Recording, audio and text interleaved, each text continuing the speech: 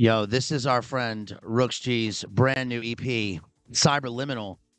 This is off the chain. I hope everybody's enjoying this. Please, afterwards, go to his channel and make sure you subscribe. This is our friend out there, Rooks G.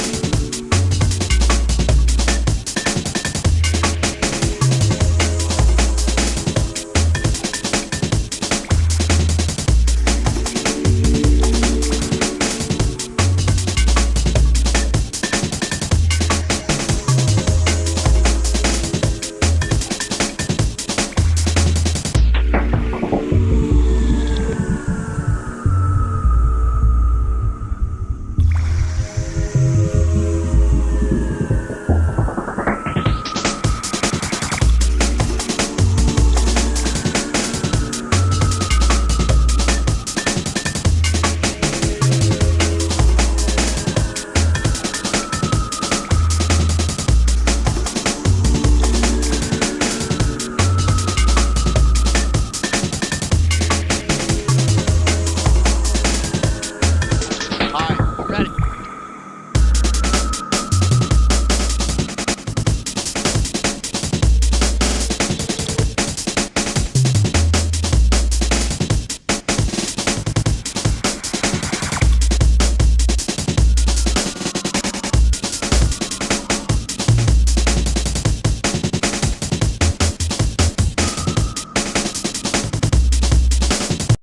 What's up? Let's go. Time for a little afternoon streaming. Today we're going to be covering Shakespeare. We're back to Shakespeare. And this is our, 19th or 20th or something Shakespearean stream, Elizabethan Shakespearean love stream. We've done so many of these. We're going to make our way through the entire canon, you guys, of Shakespearean literature, all 37 plays eventually. And today we're doing a little something new because we're on to Shakespeare's comedies. And these are often overlooked when people discuss Shakespeare. They, of course, people want to go straight to the tragedies, the four great tragedies: Macbeth, King Lear, Othello, and Hamlet. We've done histories, tragedies, and we've done a number of plays. I'm not going to go through the recap, recap all of them. And you can actually check them out on my Elizabethan Jacobean playlist there because we've got a whole bunch of them. But today we're going to be talking about Much Ado About Nothing mainly because this is one of my favorite plays, and I was in this play. It was the first major Shakespearean production that I was in. I went to my first year of college. A little backstory.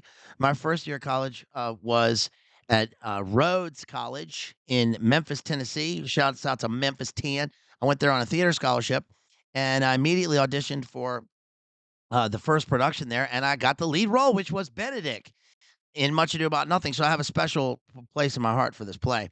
But I think it's particularly relevant now because there's a lot of talk. Of course, there always has been, and there always will be a lot of talk about love, right? About love, the meaning of love, what is love, and especially with a lot of the stuff that we've seen nowadays. I mean, this is in particularly relevant now, right? Because people have trouble defining. If I can find my people have particular trouble defining love, talking about love, especially in the modern era. And this one is great because it's actually we're going to talk about what a comedy means, what a Shakespearean comedy means, um, or comedy, as Merchant Royce talk about it with that dude.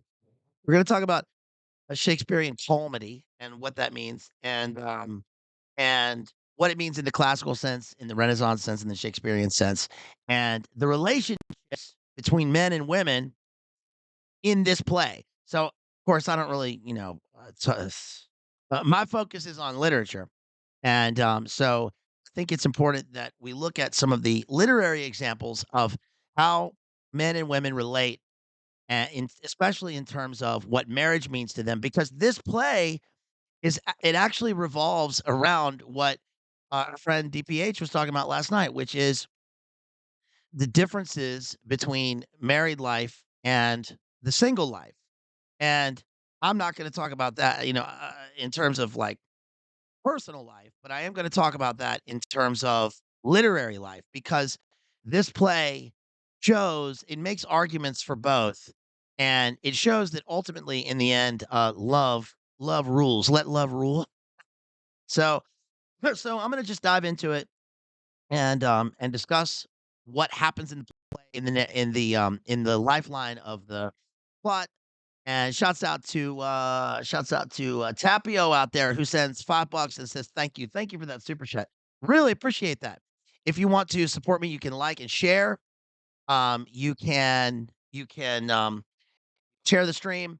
You can support me on PayPal, Cash App, Venmo, or the super chats, and I really would appreciate that. So thank you so much. Or you can just drop in the chat and talk to us and leave a comment afterwards.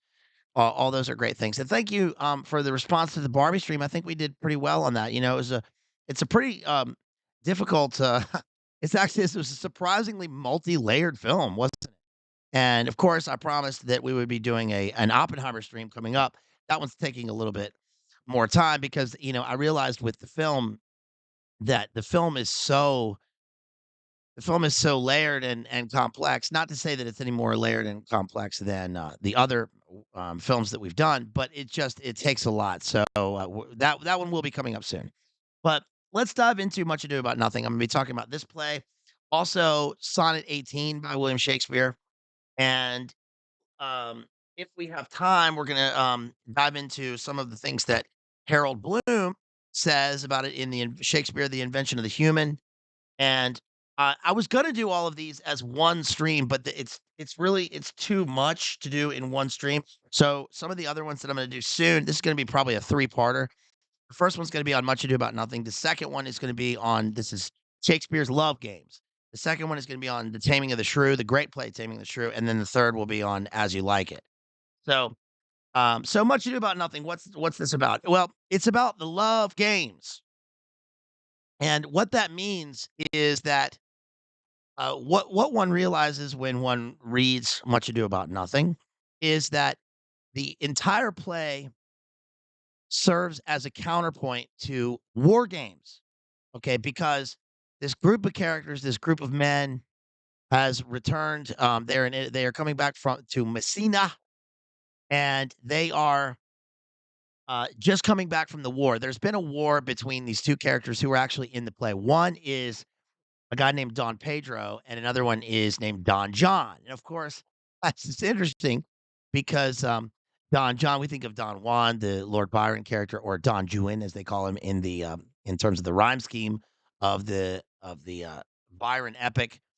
But Don John and Don Pedro are brothers. Don John is a bastard, as he is continuously called throughout the play. That's the name of his character. And so he has had some sort of rebellion, and there's been a war action, and now they've reconciled and they are all returning in a pack and they're coming to Messina. And what that means is that when the characters show up, they essentially show up in this Italian villa, and it is owned by remember, this takes place during, during the Renaissance era. And there's the family estate is owned by a guy named Leonardo. And Leonardo, of course, has two daughters. And this is echoed in other Shakespearean works. In Taming of the Shrew, which I won't spend that much time on now because I'm gonna do a full stream on it, but in Taming of the Shrew, what happens is that, um, the daughter, Bianca, is this beautiful, um, she's pure, she's, pure white, she's stainless, as her name, implies, and she is to be married, but she's not allowed to be married off by her father until her older sister, Kate, is also married. So, of course, Petruchio comes in and he has to woo Kate, and that proves difficult because Kate is kind of the archetype of the difficult and sometimes mentally unstable woman that you see.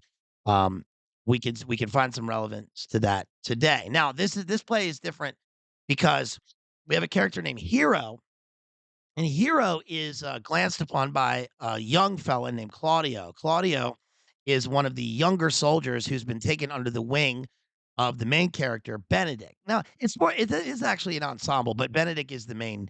It's an ensemble in a kind of a Shakespearean sense. But the play has commedia dell'arte roots because there is actually a kind of an eyes wide shut party within the play. Now, it's a Venetian masked ball that serves a comedic function, and is traditional in the archetypes of commedia dell'arte. And there's no like, none of the eyes wide shut stuff that occurs, but it does occur sort of on the surface, and that's kind of important for the play because there's a thing about mixed identities, and there's misadventure, mixed identities, and the idea of the imposter.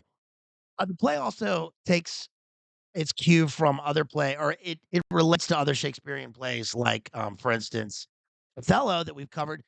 I think that Don John as the villain, it's interesting because he never gives a reason for his villainy in the play other than who he is. He says, I that's who I am, and so I will do anything to be a villain. I'm paraphrasing. But that's kind of a Miltonian evil, character, but it reminds me of Iago in Othello because Iago also has really no reasons for being such, but Iago is much more of a villain. Iago is the arch villain. Remember I mentioned in that particular analysis that all actors wanna play two particular characters in Shakespeare. One is, Hamlet, of course, everyone's dream is to play Hamlet, and the other is Iago. Because they're such wordsmiths, they're the masters of words. I would actually make the case that I did this with somebody recently, I forget where this was. I was talking to somebody, um, but I think that Macbeth actually is more of a poet himself. Harold Bloom talks about the poet Hamlet, how he's the supreme poet in the English language, and he is. I mean, Hamlet is insurmountable, I mean, he is at the very zenith of wordsmithing, in wordsmithery in the English language, but Macbeth takes it in a darker and, much more severe route. But the language in this play is interesting because it does all of the things that Shakespeare normally does with plays, but it is much lighter. And and a lot of the language is much more euphonous. It's much more sonorous and beautiful. And you think of the sonorous rills, the verdant fields, a lot of the language that the characters, use reflects the countryside and it's pastoral, and that's supposed to be because it's idyllic, and the way that the characters have returned to the peace of the Messina villa is supposed to be a counterpoint to the hellish, the hellscape of the war world that they have just returned from. I gotta sneeze so bad. I'm trying not to. And also, you notice we haven't done a daylight stream in a long time, and the sunlight is kind of pouring in, but I'm sure it'll get dark soon. But anyway, so what happens is, yeah, Claudio lays eyes on Hero and he loves her. And Benedick, meanwhile, notice his name is a bawdy pun. The play is set in Italy. So his name is Benedict Bene, which means good. So his name means good dick. I mean, that's it's supposed to be a pun. And this is also supposed to reflect the fact that Benedict is kind of the arch bachelor. He is a warrior. He's got lots of friends. He loves hanging out with the dudes and with the fellas that they make. They often they'll state like, "Oh, who's the latest guy to come under his wing?" Because he'll talk to a guy for 10 minutes, and then all of a sudden that's his best friend. He's a good natured guy, who sort of spreads his wit. Wit is also a pun for the is kind of phallic pun in Shakespeare.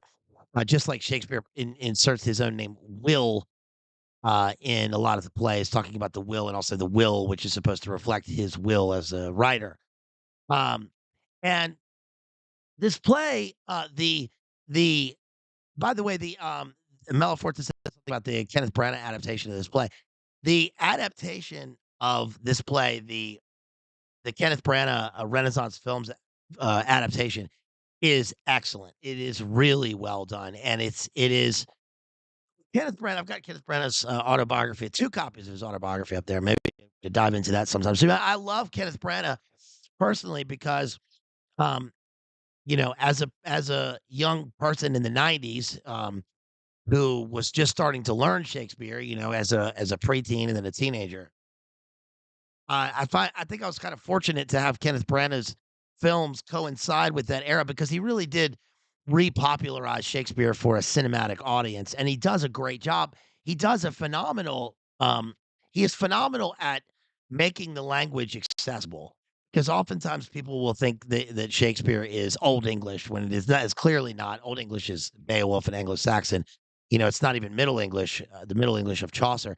It is modern English, and has to kind of find a but one does have to find a route into Shakespeare in order to sort of crack this weird kind of secret code of language, which is not secret at all. It's just the climactic language of beauty. It's the best words in the best order. And sometimes because our own language, our day-to-day language is so um base, as he would as Shakespeare would say in his prose, we it's hard for us to get a handle on the verse musical rhythm of, of the beauty of Shakespeare's, poetic language. So, Brandon does that very well, and it's also great because, here's my hot take. Much Ado About Nothing is actually Denzel Washington's greatest role. It really is. It is so unlike any other Denzel role, and Denzel is great. Kenneth Branagh was awesome at casting and seeing that this role was perfect for Denzel Washington, and of course, he was trying to open it up to Hollywood and to make Hollywood actors feel like they could do some serious acting because, of course, all the test of all the great Hollywood actors is whether they can do Shakespeare or not. They like to think of it that way. Meanwhile, the great English actors are all trained at drama schools and trained in the classical tradition, and they sort of try to mimic that in the United States. But Denzel is fantastic in this. I tried really hard when I lived in New York in 2004 and 5 to get tickets to see the previews for, Denzel's Julius Caesar, and I could never get it. It was sold out so hard from the very beginning. Of course, Denzel also did Macbeth recently.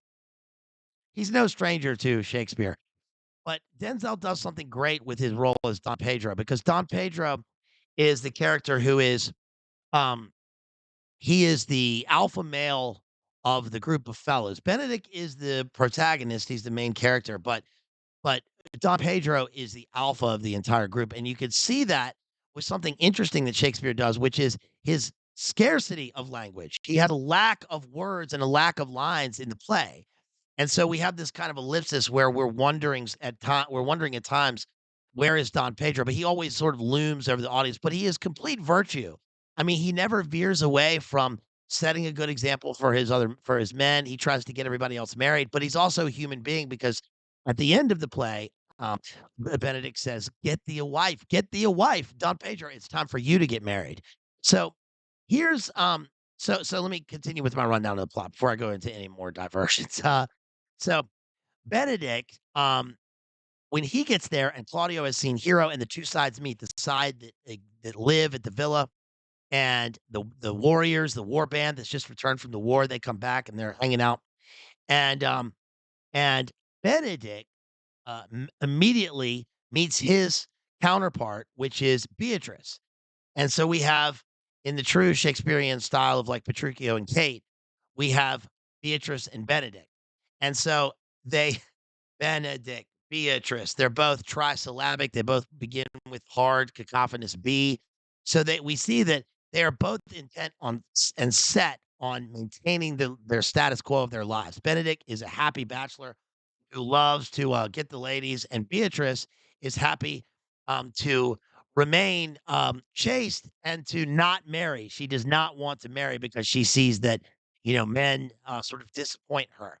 And what happens in the true Shakespearean style, as Norm Macdonald would call this, he would call it badinage, right? Or the repartee. This is why I remember in Henry V, Henry meets up with Elizabeth and they have this sort of battle of language between English and French between each other while they are playing tennis because tennis, they're batting, they're knocking the ball back and forth, just like their words and their wit is being knocked back and forth until eventually they sort of meet in a kind of a truce and they fall in love. And the same thing happens in this, but it's really interesting because Beatrice and Benedict are really, really they really go at each other. And it's funny. It is funny, but they clearly have some sort of prior enmity or animosity towards each other. You can read into the play and say that they've dated before or what have you, or maybe their relationship ended poorly.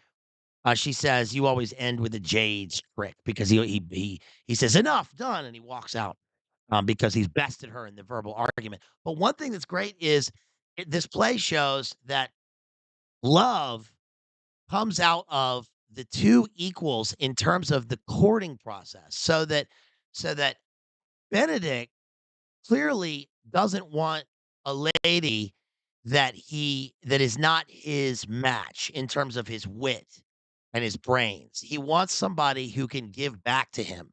So when he I don't wanna say insults her, but when he says something to her that comes off as pretty harsh, they take jabs at each other.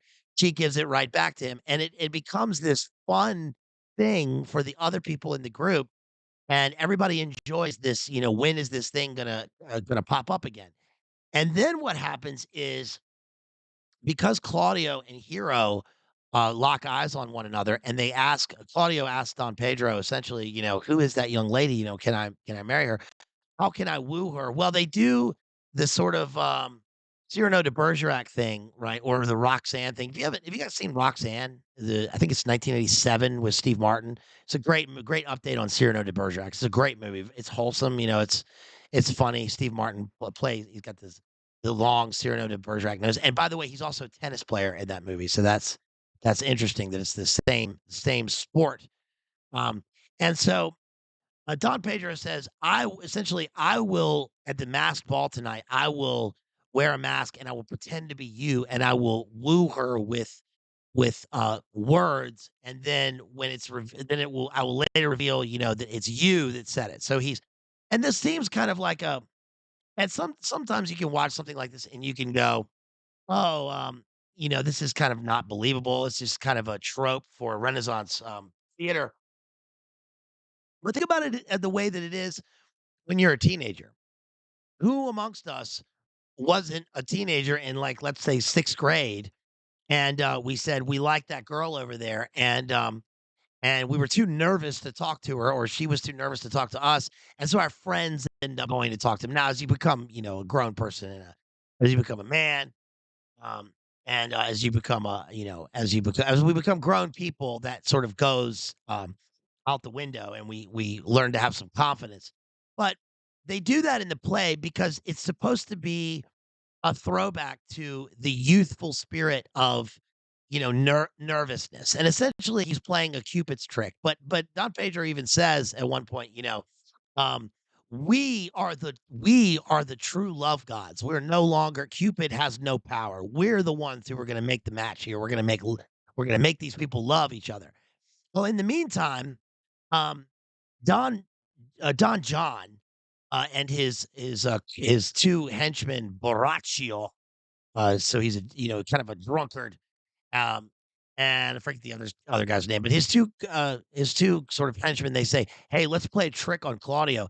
Let's get this, kind of, let's get one of the more easygoing ladies, one of the baser ladies, and we'll pose ourselves in a window, and it'll be me and her, right? And then we'll bring along Don John, and she looks kinda like Hero, and we'll make it look like Hero is a hoe, he-ho, and, that she is not in love with Claudio, and then he will say nasty words to her, and it'll ruin their relationship, right? So that's sort of where the plot develops. In the meantime, Benedict kind of wanders around the estate and um he kind of overhears the ladies talking, and sort of the same kind of trick is played on him. And he realizes that he thinks that Beatrice likes him. And so this immediately changes his mind, and he decides that he could be in love with Beatrice. And this is a great moment in the play because he completely does a 180, and we realize it's very true to life because we realize that for all of the hard time that it's the teasing that he's done of Beatrice, it's actually this lady that he loves. And there's a wonderful scene where um he realizes basically he says that a horrible trick has been played on your cousin Hero, And what do you want me to do about it? And she basically says, I want you to confront your friend Claudio and to tell him that he treated her like a bastard. And yes, the world must be people. That's right, KF. Yes, that's what he says. At the climax of his speech. That's wonderful. And and he says, "Okay, I'll do it." Now, this is strange because it's like, okay, is he now simping for this lady? No. No, it's just that he's gonna hold his friend to account in terms of his virtue, and he's gonna stand up and say, "Hey, look, man, you treated this girl wrong, and you need to fix what you've done." Well, in the meantime, I'm I'm sort of making the story very short here. There's a lot that goes on, but it's a fairly complex plot. But what ends up happening is that um to to satisfy all parties involved, um, Hero fakes her death, and she goes into the tomb, and they confront Don Pedro and Claudio with the news of this, and they say, you know, "You treated her so badly that she killed herself." And Claudio and Don Pedro have an interesting, reaction to this. They say, "We're very sorry that your daughter killed you know, that she died, but it's not our fault." And, you know, uh, Claudio here was in love with her, and she did this thing. And so it's very sad that she's dead, but we didn't do it to her.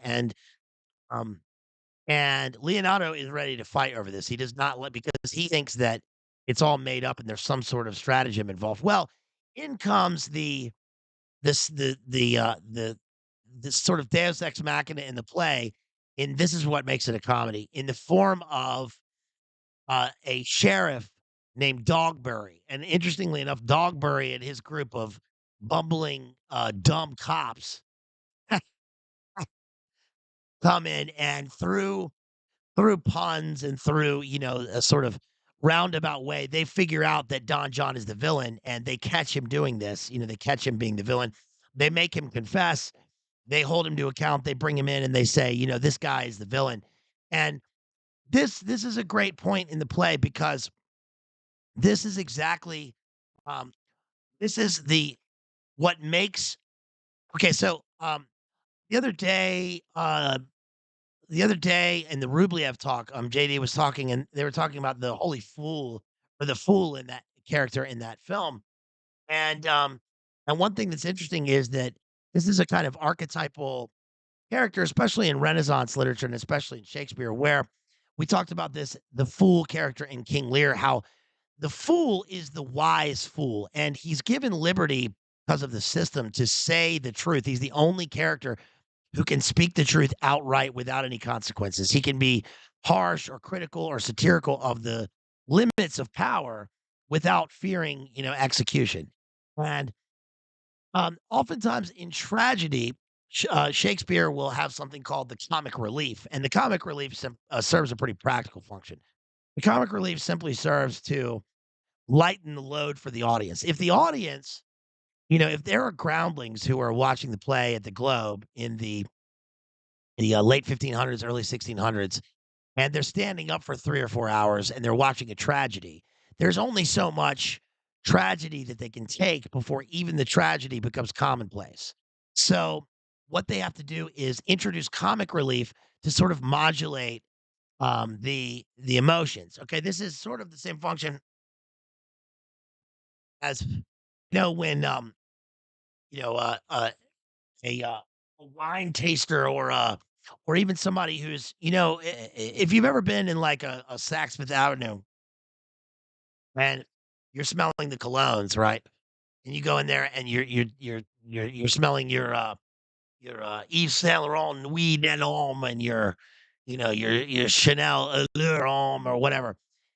You can't differentiate between the strength of the perfumes, so you have to have a baseline to go back to. That's why they put the little coffee beans in there. I know you guys know this, but they put the little coffee beans in a shot glass in there because you smell one cologne, and then you smell the coffee beans, and then that allows you to get back to your sort of baseline, and then you can smell the strength of the next cologne. It's the same thing with any sort of overwhelming sensory experience. Well, um, it's the same thing in terms of, an abstract concept in terms of tragedy and comedy because there's only so much tragedy you can take. So you need a comic relief to really give you some context. But in a comedic play, the comic relief serves a vehicle and a function for the plot in the play that it does not in tragedy, except for he does that brilliantly in King Lear, where the fool is again the guy who really carries the play and is the truth speaker to King Lear himself. So so, uh, we get this comic relief, and they come in, and thankfully, they solve all the problems of the play, but what happens is that, their penance, Claudio and, the hero is still dead. So Claudio and Don Pedro have to lead a, religious procession, essentially a vigil, and go up to the tomb and, weep at the tomb of Hero who has been wronged.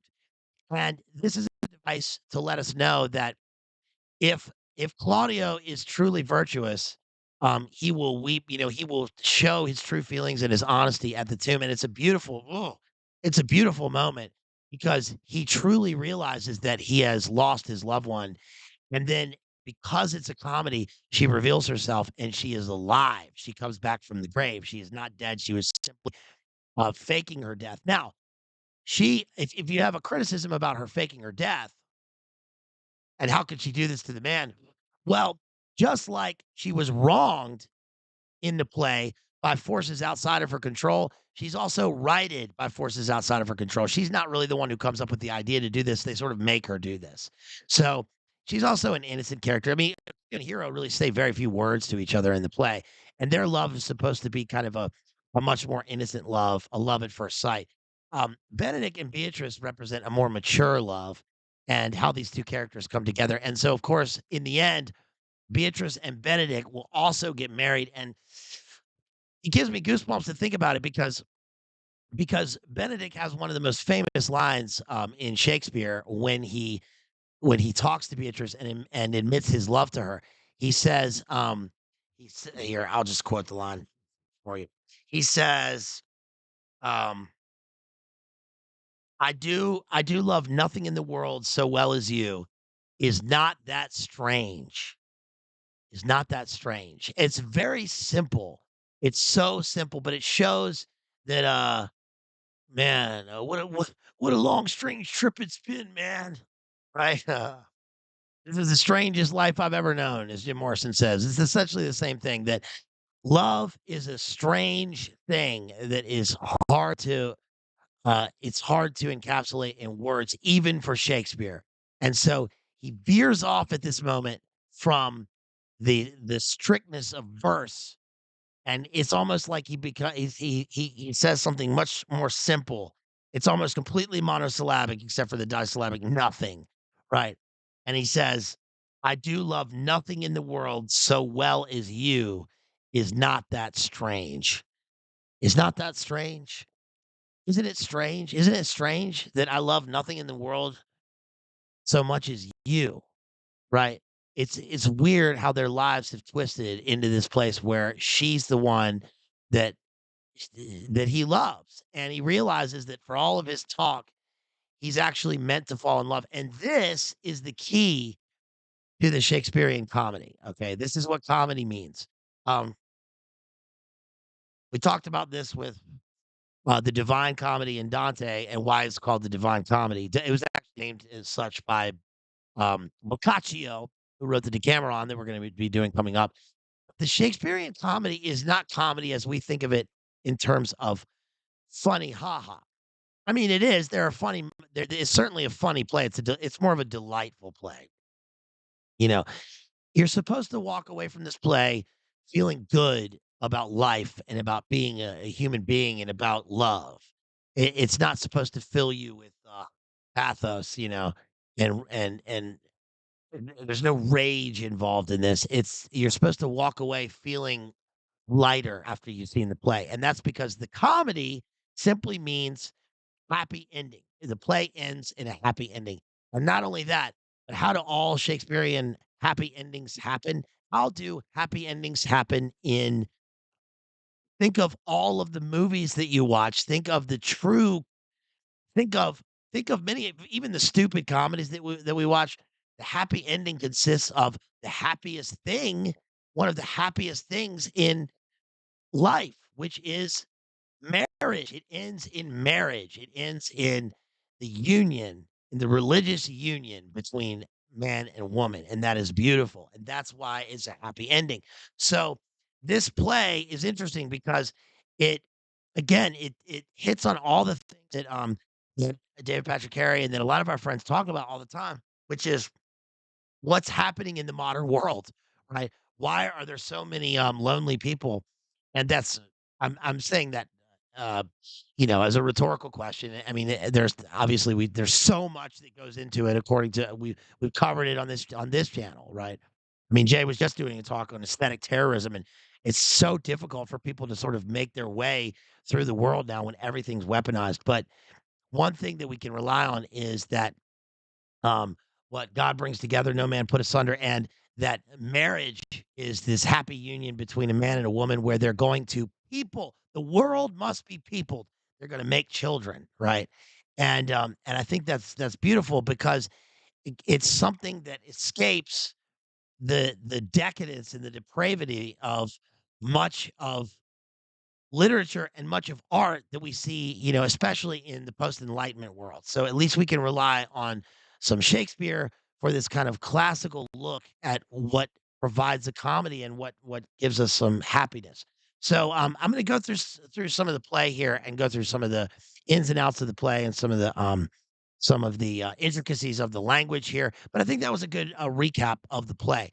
So hopefully, maybe one day. I mean, there's so many videos on YouTube of every single play and every single Shakespeare, and, um, maybe one day somebody will look back and see this, whatever this has been, 4 minutes, and see this as a little bit of a deeper dive into what the play is about, and I'm gonna go through some of the language in order to, give us, some insight into that. Please, if you wanna support me, please consider doing that, with the links provided. I really could use it. I really appreciate it, and, also make sure you and share, and, also go to our friend Rookshdi, and also iPack Arts, who does our, beautiful thumbnail art, iPack Arts, IPAK dot arts on Instagram.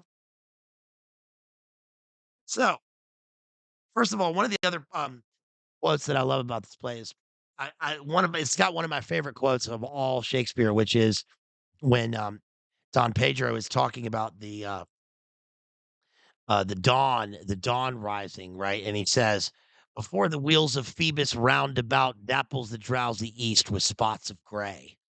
And the play has obviously a lot of it has the kind of um pantheistic imagery that you would expect of a Cupid play, right? A play about Cupid and about matchmaking. But also it says in let's see, Act 2, 1 lines 177 and 178. For beauty is a witch against whose charms faith melteth into blood. Charms are often discussed in Shakespeare, and one of my favorite quotes from Shakespeare is, "I bear a charmed life. I bear a charmed life, which must not yield to one of woman born." Okay, um, so let's see. I'm going to take you through the first battle of wits between Beatrice and Benedick, and I wrote puns on the name Benedick, and he means never to marry. Of course, this will change in the poem, in the poem of the play. And let's see. This is why he means never to marry, and this, of course, is why it will rhyme in the poem with his life, and he will never tarry. And in fact, there's an interesting scene where Benedict tries to compose a poem, and he realizes he's self-aware enough to realize that he is a bad poet, so he cannot do it. And that is why also Don Pedro speaks for Hero. I mean, for Claudio as a matchmaker in the play, um, because Don Pedro is equipped with all of the sort of gentlemanly gravitas and arts and a knowledge of poetry and history that some of the other characters are not. So here we go. Benedict and Beatrice first come upon each other, and let's see. Benedick arrives at Messina and he says, if Signor Leonardo be her father, she would not have his head on her shoulders for all Messina, as like she is. And Beatrice says, I wonder what you will still be talking, Signor Benedict. Nobody marks you. In other words, are you going to still continue to sit there and talk? Nobody's listening to you. So this opens the way for Benedict. He says, what, my dear lady, disdain? Are you yet living? Beatrice says, is it possible disdain should die while she has such meat food to feed it as Signor Benedict? Courtesy itself must convert to disdain if you come in her presence. Benedict says, then is courtesy a turncoat, but it is certain I'm loved of all ladies. Yeah, there you go. Only you accepted. And I would I could find in my heart that I had not a hard heart, for truly I love none. So in other words, this guy's a Chad. Listen, man, all the ladies love me. Everybody knows it, except for you. But I wish I didn't have a hard heart, right? But it turns out I don't even love any of them. Huh. Beatrice says, "A dear happiness to women. They would else have been troubled with a pernicious suitor. I thank God in my cold blood. I'm of your humor for that. I'd rather hear my dog bark at a crow than a man swear he loves me." Benedict says, God keep your ladyship still in that mind, so some gentleman or other shall escape a predestinate scratched face. Do you see how the wordplay builds on itself? Right. He says one thing, she takes the words and she turns it against him. And then he takes those words and turns it against her. And then she takes his words and turns it against him. Right. Beatrice says, scratching could not make it worse for such a face as yours. So, this is funny to me, right? This is great. This is a great witty repartee between these two people. They're just teasing each other. Well, you are a rare parrot teacher. A bird of my tongue is better than a beast of yours. Benedict says, I would my horse had the speed of your tongue, and so good to continue it, but keep your way, a God's name, I have done. She says, you always end with a jade trick. I know you of old. So then they know each other going back pretty far. Um, and let's see, moving on to Benedict and Claudio. Claudio says, Benedict, didst thou note the daughter of Signor Leonardo? I noted her not, but I looked on her. He's talking about Hero here. Is she not a modest young lady? Do you question me as an honest man should do for my simple true judgment? Or would you have me speak after my custom as being a professed tyrant to their sex? In other words, do you ask me truthfully, or do you ask me like in the sense that everybody knows I'm a tyrant to women? They think that I'm a tyrant to them, right? I'm a chat. Um, thou thinkest I'm in sport. I pray thee tell me truly how thou likest her.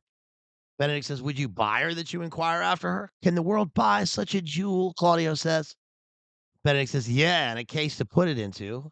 But speak you with a sad brow, or do you play the flouting jack to tell us Cupid is a good hair finder and Vulcan a rare carpenter? Of course, Vulcan's not a carpenter. He's the metallurgist, right? He's the forger of the gods laboring under his volcano. Speaking of which, Under the Volcano, there's a book I need to read called Under the Volcano. I've got the film in there with Albert Finney and about the diplomat who's wandering around Mexico City. And that actually made me think of another movie that I watched the other day called A Good Year. This is a little bit of a tangent here, but have you guys seen the the film A Good Year? You probably haven't seen it, but I watched it because I rewatched it because it's a Ridley Scott film. It's from 2006 and it's got Marion Cotillard, the beautiful Marion Cotillard in it, and Russell Crowe. Russell Crowe plays a hey, shouts out to Jason out there for that $8 PayPal. Thank you, Jason. Really appreciate you out there, homeboy. Thank you so much for the support. And Russell Crowe plays a, bond trader in London who makes a killing in the finance industry and then has to go back to France and where his uncle has just died. He was raised in the summers at this chateau in France, and essentially he has to go back and figure it out if he's going to make the vineyard work or if he's going to sell the chateau. But it's a It's a great movie because it's a comedy and it's just a I like it because I hate romantic comedies, obviously. And even though this is a romantic comedy, but it's different. It's not a, it's not a romantic comedy. It's a Shakespearean love comedy and about romance, which is slightly different. I know it's sort of splitting hairs here, but you know what I mean. So, but it instead of the especially when the film came out in 2006, instead of the usual trash romantic comedies, which are usually have no sort of virtuous value to them, they're just funny and or they're usually not even funny, but whatever. This is like an actual lighthearted film, and I'm actually trying to, for the moment, get away from some of this dark material, because it really, I mean, as the one who's covering it so you don't have to or whatever, um, this is a really it can really get to you, obviously, and I'm still in that. Shouts out to Sammy for that 1999 for that 1999 quid. Cheers, Sammy, for that 20 quid out there. Would be cool to see you collab with the PsyOp Cinema guys. Heck, that'd be great. If you want to see me collab with somebody, let them know. Would be cool. That would be great. I would love to do that. And so thank you for that super chat. Really appreciate you. Um, Also, by the way, shouts out to Alex Clark who dropped 437 $5 the other day. Thank you for supporting me, Alex out there. Really appreciate you. Thank you to Jeffrey out there who dropped $20 after that last stream, and also Jason who dropped $15 after that last Barbie stream. Thank you so much for supporting me. Just giving a shout out to you guys. Really, really, thank you so much. Please, guys, like and share the stream. Um, yeah, the dark material. Is, it can get to be a lot. So I will be covering that movie a good year, because there's a book that it was written by a guy, an Englishman who grew up, in the colonial system. He was raised in, Barbados, where his dad was a governor of did finance or something. He was in something. And, then he made a killing in I think in real estate back in London, and then eventually he, went off to France and did what he does in the movie, but it's kind of an example of a good life. So when am I gonna have channel memberships? Good question, Seraphim. Yeah, I'm still debating what to do about channel memberships. The reason that I haven't put channel memberships on here is because I don't wanna just drop a channel membership option where people pay for a channel membership and they don't get something good or substantial in return. Because a lot of our friends who have channel memberships, they've got stuff. They've got great things to offer.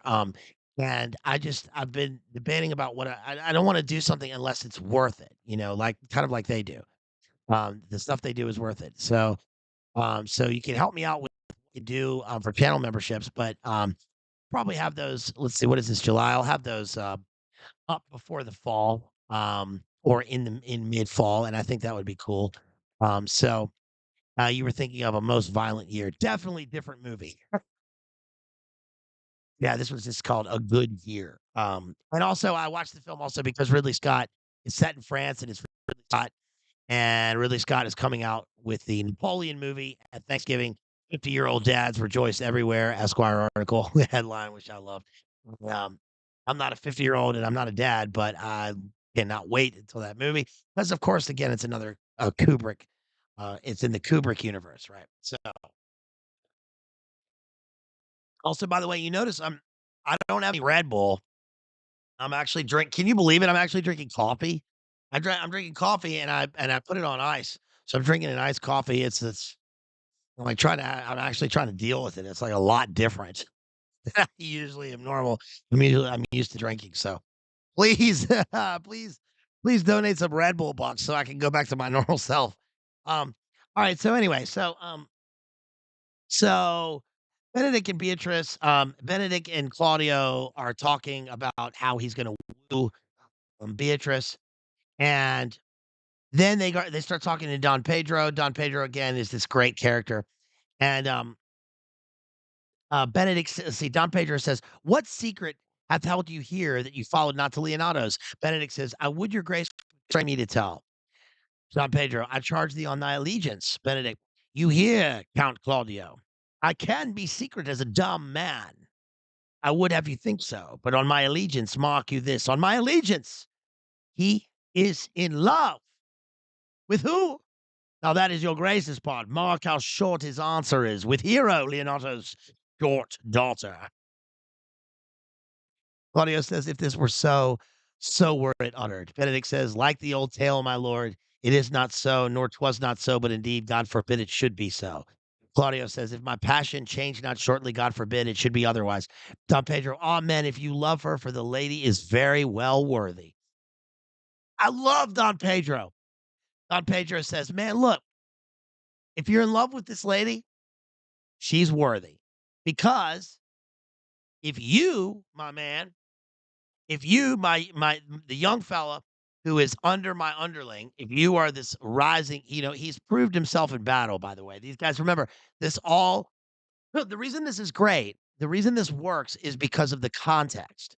Because this isn't the romantic comedy where it's the fellas sitting around talking and they fall in love with a girl.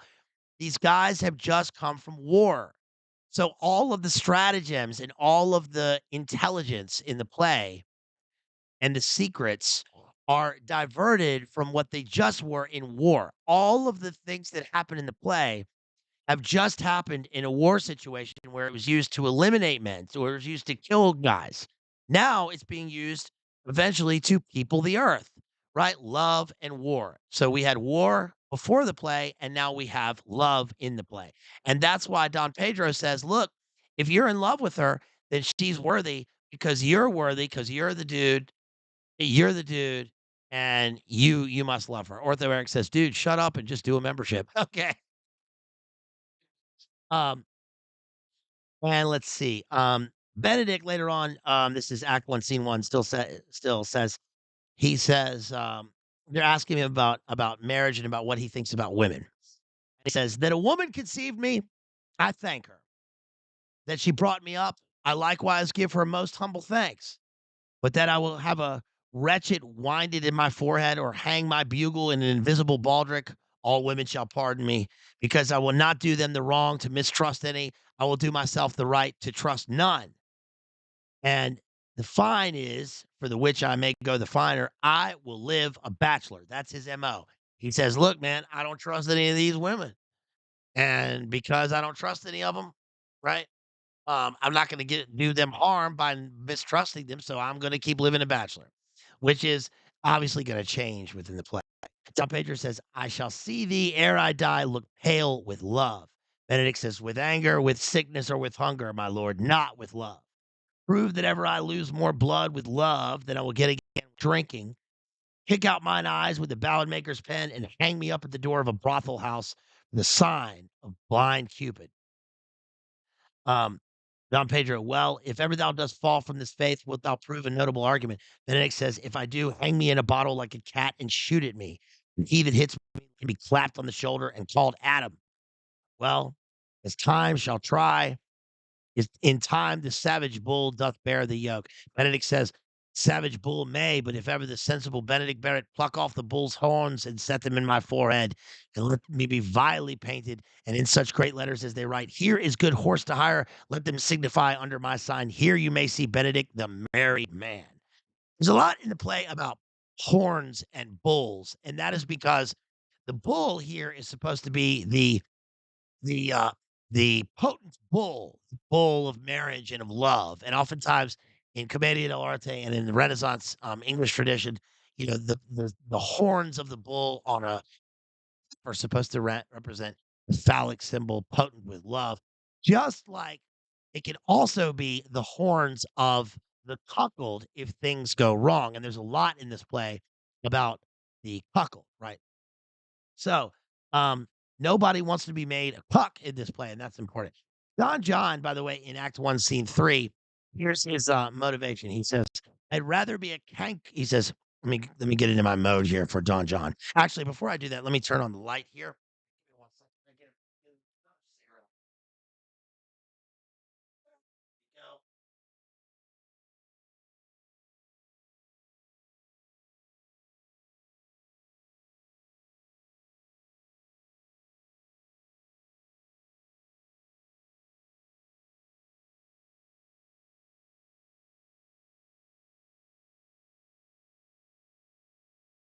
always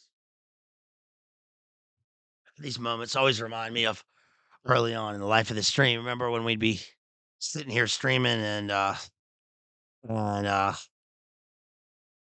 my baby dog would be barking in the background. I miss those days. Um, never getting over that. So anyway, I hate to bring that in, but that's just what I'm feeling. Um, so so Don John says, yeah, I'm not now I'm trying to get in character, right? I'm trying to get in character and the Laurence Olivier said, try acting, dear boy. Right? You don't have to get into method character. But Don John, the villain, he says, I'd rather be a canker in a hedge than a rose in his grace. And better fits my blood to be disdained of all than to fashion a carriage to rob love from any.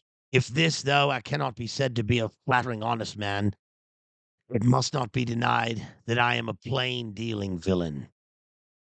I'm trusted with a muzzle and enfranchised with a clog. Therefore I have decreed not to sing in my cage. If I had my mouth, I would bite. If I had my liberty, I would do my liking. In the meantime, let me be that I am, and seek not to alter me. This is a incredibly adept little passage here. First of all, it's in prose. This part is in prose, but which is interesting because whenever Shakespeare veers off from verse into prose, it's showing that he's sort of breaking ranks and the content has to fit the form has to fit the content. There's something more chaotic here. And this is because Don John himself is what people like to say now a chaos agent. He's an agent of chaos because his whole modus operandi that he just explained is to throw everyone out of their normal out of the status quo, out of the normal root of things, out of their state of bliss and happiness. Why? Because he's a bastard, and he says that he says he cannot. He continuously makes allusions to this within the play. For instance, when they first meet him, he says, "I'm a man." He says essentially says, "I'm a man of few words. I don't say much." And everybody who sees Don John notices that he doesn't really say much, and that's because again, this is counterpoint to people like Benedick or even to Don Pedro. Don Pedro is related to Don John. So they both are kind of men of few words, but Don Pedro's words are more liberal in the sense that he is more confident with his words and what to speak and what he wants to accomplish. Don John is he says a plain dealing villain. And it's interesting because his villainy is liberation, he says. He wants to be free. He wants to be free to be a bad guy, right? If I had my mouth, I would bite. So in other words, that's really interesting. That makes him out to be this kind of muzzled, hicks, angry, mutt in the play. He's a mutt in the sense he is a bastard, right? He shares half of a bloodline with Don Pedro, but not the entire bloodline. So he's seen as a mutt, as a mongrel, and they muzzle him. They won't let him speak. That's the way his whole life has been. And now he knows that if they did let him speak, he wouldn't use his words to speak. He would use his words to bite. So he says, "Let me be that I am, and seek not to alter me." Conrad, that's the name of his other friend. Can you make no use of your discontent? Remember in Richard III, we covered the beginning of Richard III, the very beginning of Richard III, where he says, "Now is the winter of our discontent made summer made glorious summer by this son of York," which is an interesting set of lines because it's often taken to mean that discontent is now in its winter time, right? And that the discontent is over and that the son of York has won the Wars of the Roses and now things are in their glorious summer. But I've always taken it to be a kind of a triple pun in that sense, in the sense of the double line, because he's also Richard III is obviously also full of stratagem and says he's basically saying that It's the winter of discontent, meaning that like discontent is at its most discontented in the winter time. So that's the time when the time is rife for him to do his thing. Of made glorious summer by the son of York. It's interesting. The verb, the central verb there is made.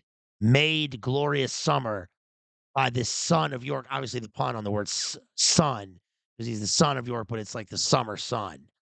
So, so Richard is supposed to be the winter, the kind of dark winter sun there. In this one, can you make no use of your discontent? There's a lot about discontent and discord in this. Discord meaning having a musical kind of connotation to it because there's a lot of musical rhythm in this play. They sing literal songs in this play. Sigh no more, lady, sigh no more. Men are deceiving ever. One foot on land and one in sea. He says, I make all use of it, for I use it only. Who comes here? So Don John is speaking prose because he's free to speak. He is a slightly highborn character, but he's free to speak here. And then Baraccio comes in,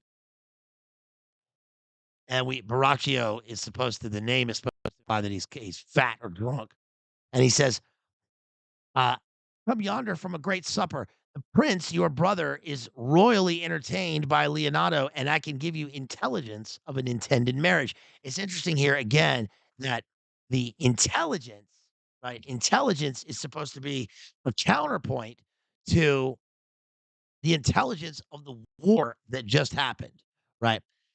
Jason says, "You ever seen the William Shakespeare King James conspiracy theory?" Psalm 46. He was 46 in 1611 when King James came out. 46, 1563, 1563 to 1616. So 1563, 1563, no, 1564. So 74, 84, 94, 4, 10. So four, yeah, it could have been 46 when King James came out. And here I was like a psalm, Psalm 46, 46 word from beginning, shake, 46 word from the end, spear. Um, yeah. Well, listen, it wouldn't be out of the bounds of possibility that Shakespeare. Yeah, we talked about this before, and I've read into it obviously extensively, but it wouldn't be out of the bounds of reality. Let's just say I was testing the bounds of reality, man. That that Shakespeare was involved somehow with the um authorized version, the AV or the King James Bible, because yes, because it was published in 1611. And Shakespeare didn't stop writing, but he didn't retire until 1613. So it's interesting that the two foundations of the English language, um, of modern English, occur simultaneously. Shakespeare, the first folio comes out later, right, in 1623 after he's dead. Um, and then the King James Bible. Um, and Crispy says, are you saying that Shakespeare was King James? You know that the James River here was named after King James. But no, Shakespeare did not write the King James Bible, and there's no definitive proof that he had anything to do with it. Although it would be interesting. I mean, he's the premier author of his day, and so why would he not? But anyway, okay. So let's go on from there. You guys keep talking. I'm sorry. I'll avoid the chat. uh, um. So let's see. Moving on. Um. Beatrice is talking to Antonio. And Beatrice says, he were an excellent man that were made just in the midway between him and Benedick. The one is too like an image and says nothing, and the other is too like my lady's eldest son, evermore tattling. Beatrice's idea of the perfect man is somewhere in between these two men. And it's interesting that her perfect man is going to end up being Benedict, right? They do fall in love. And Beatrice here is talking to Leonardo about why men are no good to her. She says, Leonardo says, "You may light on a husband that hath no beard." Beatrice says, "What should I do with him? Dress him in my apparel and make him my waiting gentlewoman?" He that hath a beard is more than a youth, and he that hath no beard is less than a man. And he that is more than a youth is not for me, and he that is less than a man, I'm not for him. Therefore, I will even take sixpence in earnest of the beard and lead his apes into hell. So, in other words, she wants a guy who's, not too tall and not too short, and not too old and not too young, but one who's just right. Benedict is famously bearded in the play. And let's see. Also remember because he's coming from war. Beatrice talks about cucks here. She says, "No, but the gate." He says, "Will you go into hell?" "No, but to the gate, and there will the devil meet me like an old cuckold and horns on my head, and say, 'Get you to heaven, Beatrice, get you to heaven. Here's no place for you maids.' So deliver I up my apes and away to St. Peter. For the heavens, he shows me where the bachelors sit, and there live we as merry as the day as long." She wants to be a bachelorette. She's being facetious here, right? She's playing word games. And Leonardo says, "Well, niece, I hope to see you one day fitted with a husband." Beatrice says, um, she says, "Not till God make men of some other metal than earth. Would it not grieve a woman to be overmastered with a piece of valiant dust, to make an account of her life to a clod of wayward marl, a clump of dirt, right? Ashes to ashes, dust to dust, made from dust. No, uncle, all done. Adam's sons are my brethren, and truly I hold it a sin to match in my kindred. Here's like, here's kind of the sort of supreme example of her wit, because what she's saying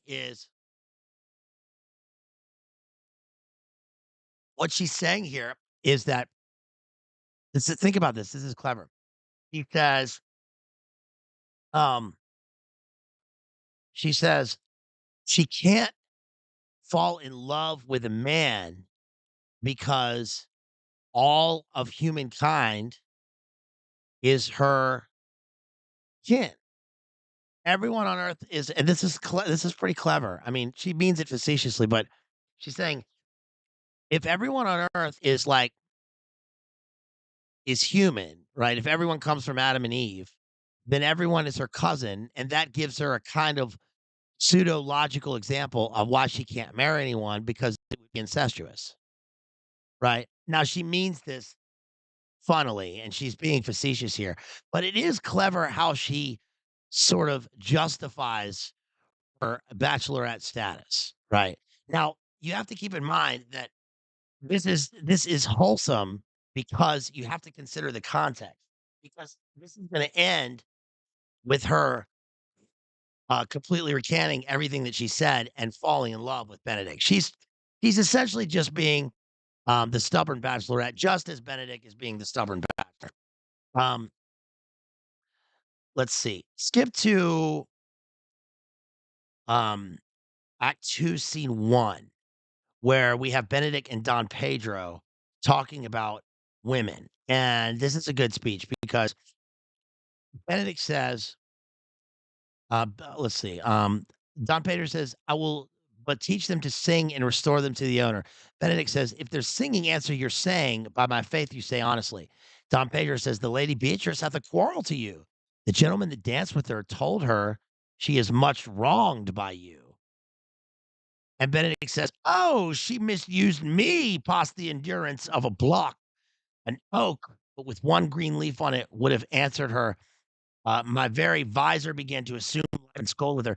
She told me, not thinking I had been myself, that I was the prince's jester, that I was duller than a great thaw, because this is after the Venetian party where the Eyes Wide Shut party where yes, Jethro, where I'm on Larry Sinclair had a fabulous love affair. Oh, I'm on Larry Sinclair. Sitting in the back of a Cadillac Escalade smoking PCP. The long-legged Mac Daddy. Um, at the Venetian party where at the masked ball, Benedict and Beatrice were talking, and they act like they don't know the other is the other, and Beatrice is continuing her thing to insult Benedict, and now he's kind of trying to take sort of offense at that, and he says, "She told me, not thinking I had been myself, that I was a prince's jester, that I was duller than a great thaw." huddling jest upon jest with such impossible conveyance upon me that I stood like a man at a mark, with the whole army shooting at me. She speaks poniards, and every word stabs. If her breath were as terrible as her terminations, there were no living near her. She would infect to the North Star. I would not marry her, though she were endowed with all that Adam had left him before he transgressed. She would have made Hercules have turned what does it say? Have turned, yea, and have cleft his club to make the fire too. Come talk not of her. You shall find her the infernal Ate in good apparel. I would to God some scholar would conjure her, for certainly while she is here, a man may live as quiet in hell as in a sanctuary. And people sin upon purpose because they would go thither. So indeed, all disquiet, horror, and perturbation follows her. In other words, this late, he's kind of doing a Don, oh my god, what's the guy's name? Uh, guys, Jethro, what's the old comedian's name? The bald comedian who's a casino who insults people. Norm's guy. Oh my gosh. Oh, I can't remember his name. Don. What's the guy's name? The old bald guy who always insults people. He's doing the thing here. Don Rickles. Oh my god, thank you. It's kind of doing a thank you. Doing a Rickles here, where where Don Rickles, listen, why don't you go live in a cabin, all right, and go play with a rake? Um, he's doing the Rickles thing where he insults people to no end, and it's funny, but the moment that he gets something back, "Oh, can't believe that. I come here and I talk at your wedding, you're gonna insult me like that?" Right? So in other words, he gives as good as he gets to Beatrice, but now he's playing innocent, like, "Oh, she's so mean to me," and he's saying, "Listen, man, as long as she's around, everybody would rather be in hell than have her around because at least they would get some quiet from her, right?" Don Pedro says, "Look, here she comes." Benedict says, "Will your grace command me any service to the world's end? I will go to the slightest errand now to the Antipodes that you can devise to send me on. I will fetch you a toothpicker now from the furthest inch of Asia, bring you the length of Prester John's foot, fetch you a hair off the great Chan's beard, do you any embassage to the pygmies rather than hold 3 words conference with this harpy? You have no employment for me? Please," he's saying, "please send me away so I don't have to talk to this lady." Don Pedro says, "None but to desire your good company." "Oh, good sir, here's a dish I love not. I cannot endure my lady tongue." She got a tongue on her, right? And then she comes in and then let's see, moving on, I'm gonna skip to Don Pedro in Act 2, Scene 1 says, let's see. Leonardo says, "There's little of the melancholy element in her, my lord. She is never sad but when she sleeps, and not ever sad then. For I've heard my daughter say she hath often dreamt of unhappiness and waked herself with laughing." They're saying, "Oh, Beatrice is so sad. That's why she's like this, right?" But actually, he's saying, "No, she's not sad. In fact, I've heard her wake herself up with laughing. She's fine. She's totally content with the way she is." But I found this to be a little bit ironic here because she is obviously sad and she is discontent in her status quo because she's somehow been hurt by love in the past or what she was promised would be love and never ended up being love. And she really is just teasing Benedict because that's what people do. I mean, don't men and women tease each other when it's like in that American Dad episode, right? When um, Roger is talking to Haley, and then Steve says, "What was that?" And he says, "Nothing. I was teasing her." He says, "Yeah, usually you're hatefully teasing her. That was a playful teasing." And Roger says, "So what? So what? So everything." Guys always tease girls guys always tease ladies when they actually like them. And so that's what's happening between Beatrice and Benedict here. Um, and then Don Pedro sets off to say, he says, "And Benedict is not the unhopefulest husband that I know. Thus far can I praise him. Here we go. Here's his talk of Benedict. He is a noble strain of approved valor and confirmed honesty. I will teach you how to humor your cousin, that she shall fall in love with Benedict, and I, with your two helps, will so practice on Benedict that in despite of his quick wit and his queasy stomach, he shall fall in love with with Beatrice. If we can do this, Cupid is no longer an archer. His glory shall be ours, for we are the only love gods. Go in with me, and I will tell you my drift. So, do you see that now the the war games and the stratagems have been twisted and changed and converted into something wholesome. And they're going to use all the energy that they used in the context of what's just happened prior to the play to make these people fall in love. Right? They're going to use all their powers and their intelligence and their stratagems in order to make them fall in love for a wholesome. And that's why it's a comedy. Um,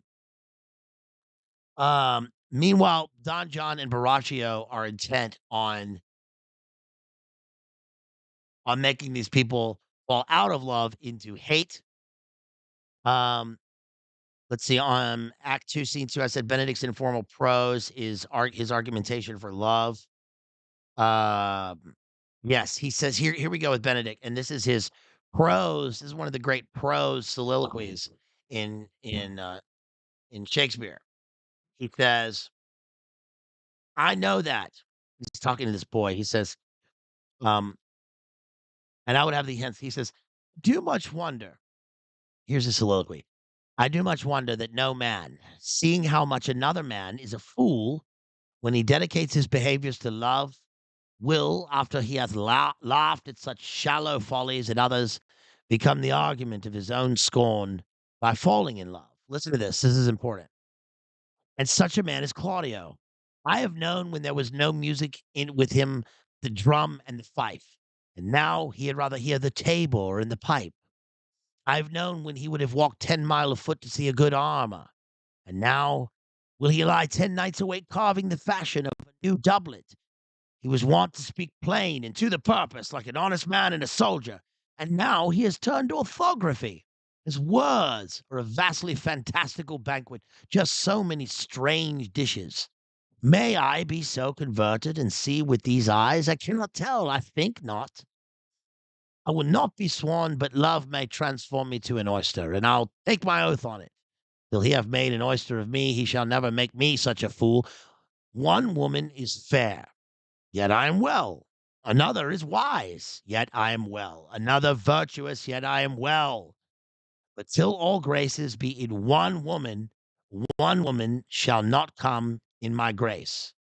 Rich shall she be, that's certain. Wise, or I'll none. Virtuous, or I'll never cheapen. Fair, or I'll never look on her. Mild, or I'll come not near me. Noble, or not I for an angel. Of good discourse, an excellent musician. And her hair shall be of what color it please God. So, in other words, he's saying, here's the perfect woman, right? He's saying, one woman is like this, but I'm fine. I don't need that woman. Another lady's great. Another lady's great. Another lady's great. They have all these great qualities, but they don't have all the qualities. They just have one quality for him. He's met one woman, all these women. And then he says his ultimate woman is, he says, she shall be rich, wise, fair, she'll be pretty, right? She'll be mild, noble, of good discourse, which is what Beatrice has, right? An excellent musician. And her hair, whatever, however God makes her hair, right? As long as she has those qualities, that's the woman that he's gonna love. Uh, And then he goes off and he hears them singing this song and he says, he hears them talking about Beatrice.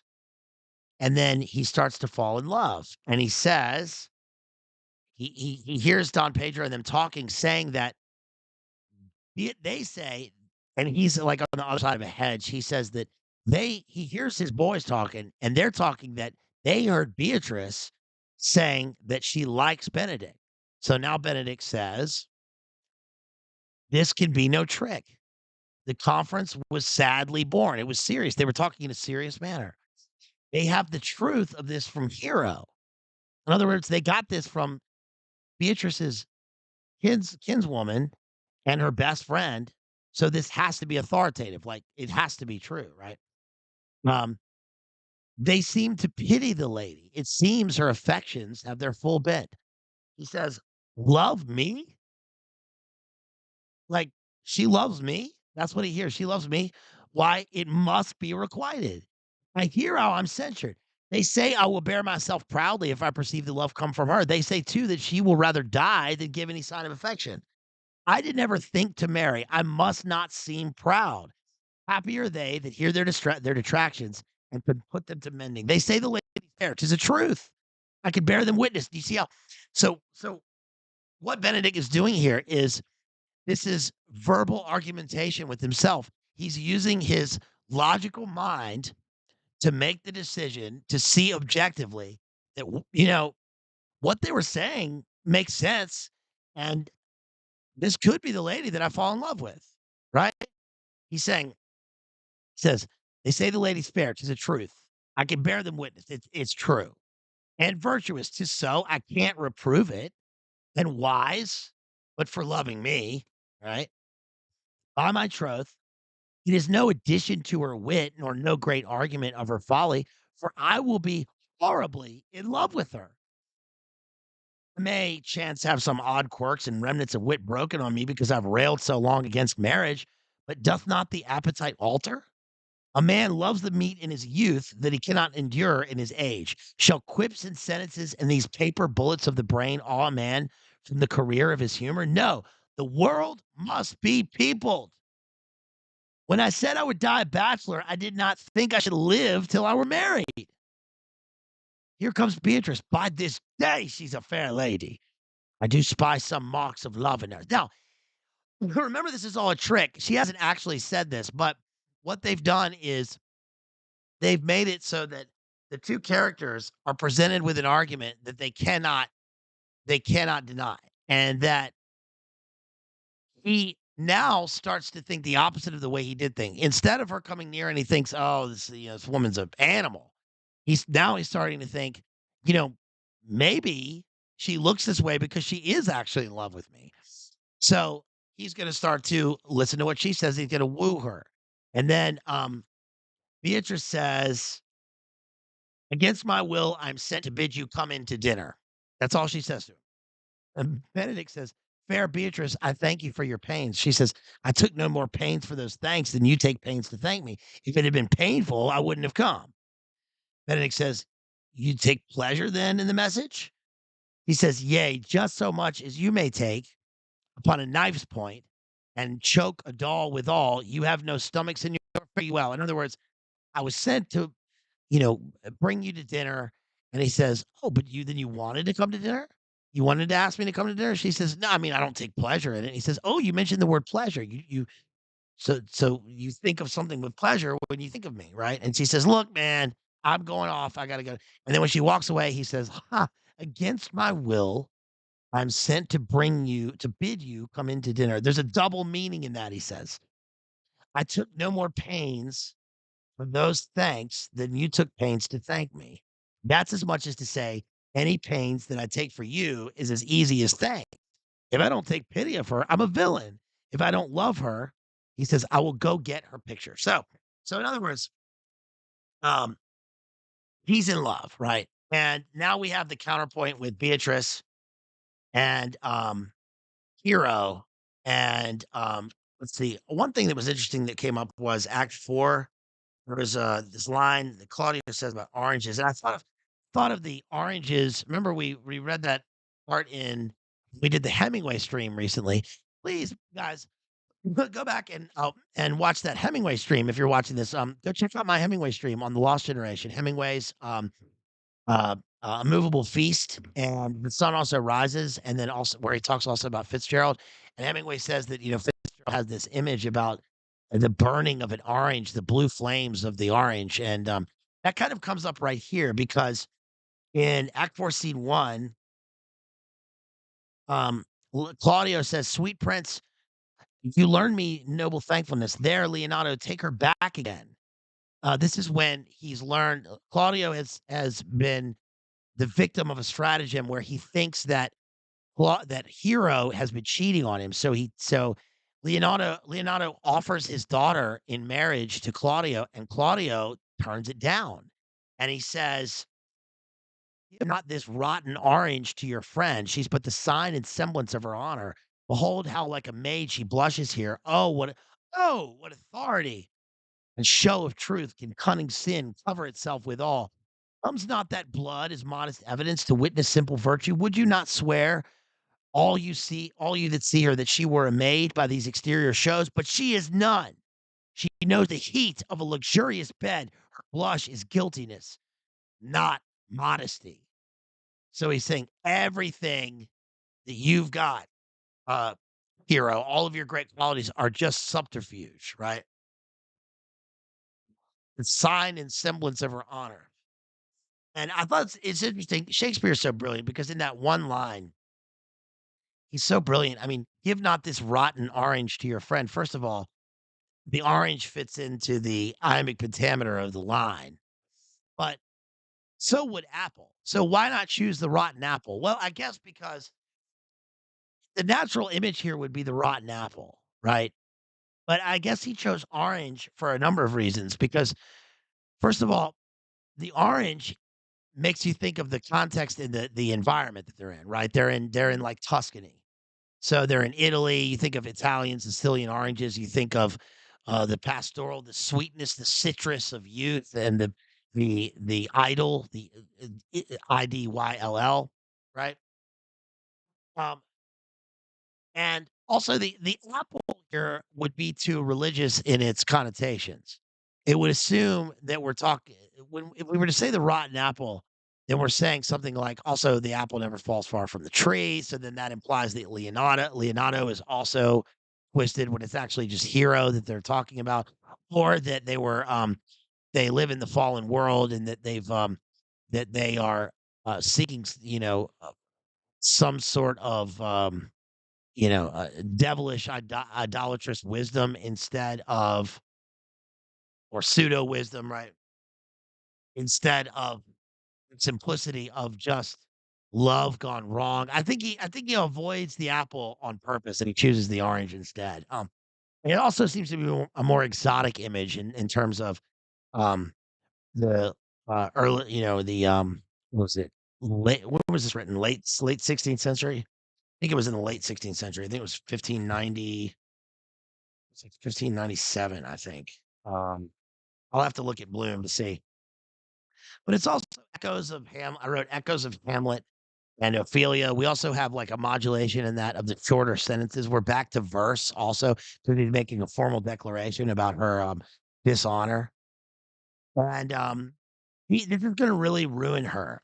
But we're going to see that all's well that ends well, another Shakespearean play, but all's well that ends well in this because we're going to see that the characters are victims of a villain. So again, the thing about comedy and tragedy is that the difference lies in this there's a subtle difference between comedy and tragedy, and that is that the comedy could actually go far more wrong than the tragedy could, except for it's pulled at the last moment back into virtue and wholesomeness. So we have something that's beautiful and that ends in a wedding rather than in the funeral, or in death. Because remember, Hero is faking her death. She goes into the tomb. I mean, this also reminds me of of Ophelia. Ophelia leaves sodden and silk, chlorine dream, mad stifled witness. Right, in the Ode to Brian Jones that, Jim Morrison says. Y'all, please like and share the stream. Thank you so much, for and for supporting me. Hey, yes, and again, shouts out to Jason for that $8, PayPal. Really appreciate you. Um, I no, I don't want 15% off at wherever that is. Please think about supporting me. I really could use it. Really, would appreciate your support for the stream. Let's skip to I'm gonna skip to the moment where Beatrice and Benedick fall in love, and then I'm gonna go on to Sonnet 18, and we're gonna wrap it up right after that. This is good coffee. I don't often have coffee in the afternoons. but when I do, I put it in a little blue cup here with some ice, and it seems to be pretty good. But man, I'm missing that Red Bull. Oh my gosh! All right, so I need a Red Bull sponsorship. What if I were the first literary literary YouTube channel stream to get a Red Bull sponsorship? Wouldn't that be cool? That'd be pretty wild. Not gonna happen, but that would be pretty cool. Um, Maybe one day I'll get a sponsorship from somebody, which would be cool. But anyway, um, page let's see, page 73 of this, which is Act 4, Scene 1. Beatrice and Benedick are talking, and he approaches Beatrice, and he says, let's see, Lady Beatrice, have you wept all this while? Yea, and I will weep a while longer. Notice the repetition of the "wha" sounds there, which is a kind of an onomatopoeia because she's having trouble with her words, which is unusual in the play because they're always using this verbal repartee, right? Um, Benedick says, "I will not desire that." Beatrice says, "You have no reason. I do it freely." Notice how their sentences have shortened. At the beginning of the play, they were going at each other hard in these long, convoluted insults, and now they have shortened their sentences to something really cool. Um, you can give me a Kool-Aid sponsorship? No way. Oh yeah. Yo, that'd be sweet. Um, Benedict says, "Surely I do believe your fair cousin is wronged. Ah, how much might the man deserve of me that would right her?" Beatrice says. She gives him an in. Benedict says, "Is there any way to show such friendship?" Um, she says, "A very even way, but no such friend." Benedict says, "May a man do it?" Beatrice says, "It is a man's office, but not yours." Here you go. Benedict says, "I do love nothing in the world so well as you. Is not that strange?" Gives me goosebumps. Beatrice says, "As strange as the thing I know not. It were as possible for me to say I love nothing so well as you, but believe me not, and yet I lie not. I confess nothing, nor I deny nothing. I'm sorry for my cousin." She's not ready to admit it yet, right? Benedict says, "By my sword, Beatrice, thou lovest me." Beatrice, "Do not swear and eat it." Benedict, in other words, don't eat your sword. Don't fall on your sword for what you're swearing here because you don't know yet whether you love me. Benedict says, "I will swear by it that you love me, and I will make him eat it that said I love not you." Oh, will you not eat your word? Benedict, with no sauce that can be devised to it. I protest I love thee. And he's telling her straight up he loves her. Beatrice, why then, God forgive me. What offense, sweet Beatrice? Beatrice says, "You have stayed me in a happy hour. I was about to protest I loved you." Oh, man, they're falling in love. Benedict says, "And do it with all thy heart." Beatrice says, "I love." Beatrice says, "I love you. I love you with so much of my heart that none is left to protest." They're in love. They are in love. Love is love's love's a beautiful thing, you guys. That's a beautiful thing. That's a beautiful thing. They're in love. What do you think about listen, what do you think about this? We got these 2 characters. They're, witty and wily, and they're living in Italy. They're living in Italy. They're going hard at each other, but you know what? In the end, they're gonna fall in love. It's a beautiful thing. Benedict says, "Come, bid me do anything for thee." Beatrice says, "Uh-oh, here you go. Kill Claudio." Damn. Oops. That's not good. Benedict says, "Ha! Not for the wide world." That's great. They just you see what Shakespeare did here? That's comedy. See, that's comedy. They took this long circuitous route through war. He survived, right? Like Robert Downey Jr. says in Tropic Thunder. Survived. He survived. Now they're in a war of love, a war of the minds, a war of words. He confesses that he loves her. She says she loves him so much.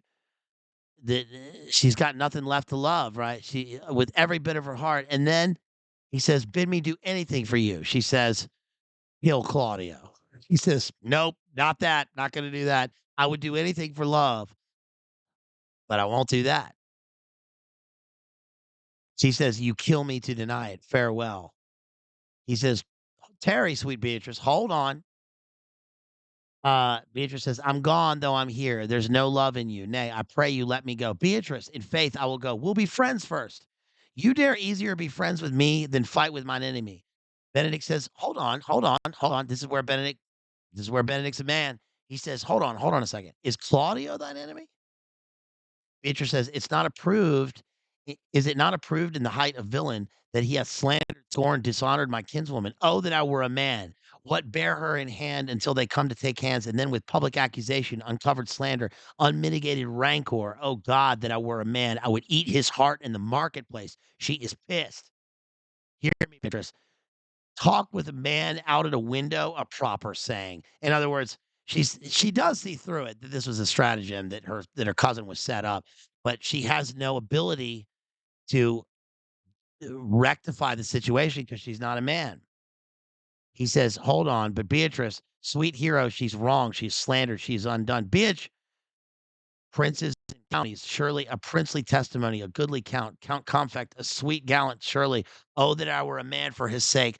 Oh, that I had any friend would be a man for my sake. But manhood is melted into curtsies, valor into compliment, and men are only turned into tongue, and trim ones too. He is now as valiant as Hercules that only tells a lie and swears it. I cannot be a man with wishing, therefore I will die a woman with grieving."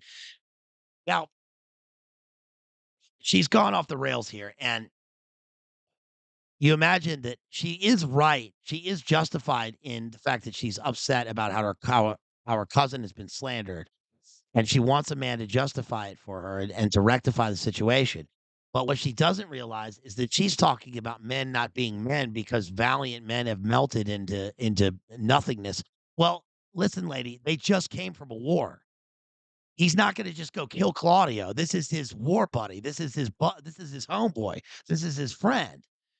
Right? This is the guy he took under his wing. He's not gonna just go kill him for you. You gotta chill out. It's not a dialectic. It's not either or. There's something in the middle. So Benedict says, "Enough, I'm engaged. I will challenge him. I will kiss your hand, and so I leave you. By this hand, Claudio shall render me a dear account. As you hear of me, so think of me. Go comfort your cousin. I must say she is dead, and so farewell." So now Benedict says, "Look, I'll do this. I'll go and I will bring him to account. I'll question him, and I will hold him to account for his virtue, but I'm not just gonna go kill him, right?" So in the next scene, Benedict shows up with Don Pedro and Claudio, and they're talking, and, um, and Benedict basically says, um, he says, "Look, man, you," he says, "You are a villain. I jest not. I will make it good how you dare, with what you dare, and when you dare. Do me right, or I will protest your cowardice. You have killed a sweet lady, and her death shall fall heavy on you. Let me hear from you." So this is pretty good. This is great how Shakespeare does this. He doesn't just go kill Claudio. He doesn't just go simp for this woman. He holds him to account and he says, "Listen, man, you need to be aware of what you've done. It might not have been your fault, but this lady is dead because of you, and she was innocent. So we got to justify the situation. And if you're not willing to justify it, I'm going to hold you to account." Right now, they're going to fight. He says, "Fare you well, boy. You know my mind. I will leave you now to your gossip like humor. You break jests as braggarts do their blades, which God be thanked hurt not. My lord, for your many courtesies, I thank you. I must discontinue your company. Your brother, the bastard, has fled from Messina. You have among you killed a sweet and innocent lady.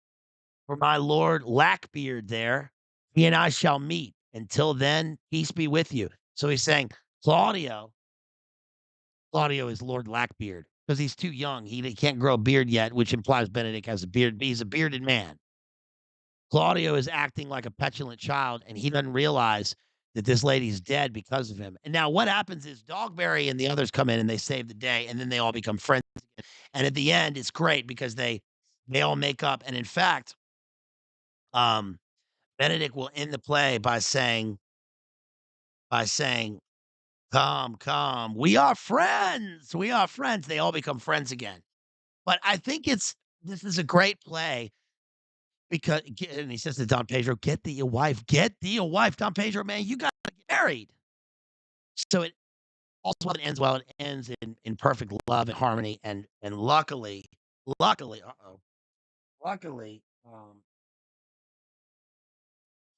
dropped a cherry on the Oriental rug.